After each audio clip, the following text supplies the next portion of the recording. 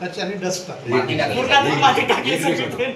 तुमच्याबद्दल अपेक्षा नव्हती आम्हाला की तुम्ही नवीन अधिकारी आहे, मी तुमचं नाव ऐकलं होतं की चांगले अधिकारी. तुमचं म्हणणं बरोबर आहे आणि तुम्ही माती टाकली तुम्ही त्याच्यात. ऐका ना तू पूर्ण ऐका ना.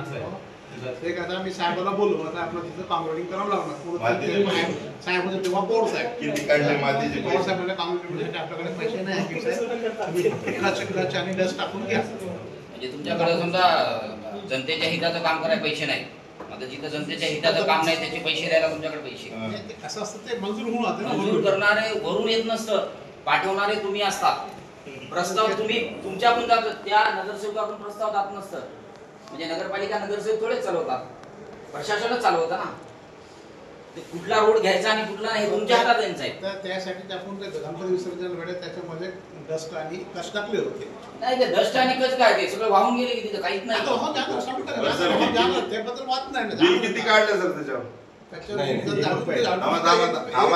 बोल नका अजून 1 रुपया काढले नाही. कसं काय फुकट टाकील का? ते काढायचे अजून काढले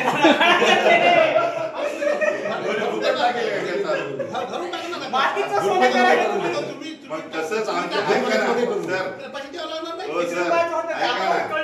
काय करा, आमचे खड्डे बुजून घ्या नंतर काढा. आम्ही तुम्हाला म्हणायचं काम काढायला बुजण्यासाठीच ते हे केलं होतं. माती नाही होत, डस्ट नाही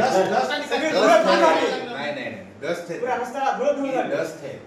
धूळ जर होणार ना, डस्ट म्हणजे धूळच होणार ना साहेब. धूळमुक्त शहर करा तुम्ही. माती टाकली हटकून अर्धा आमच्या.